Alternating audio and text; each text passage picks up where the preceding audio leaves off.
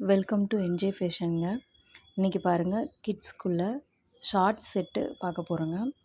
T shirt with shorts, half sleeve, 12 colours available இருக்குது.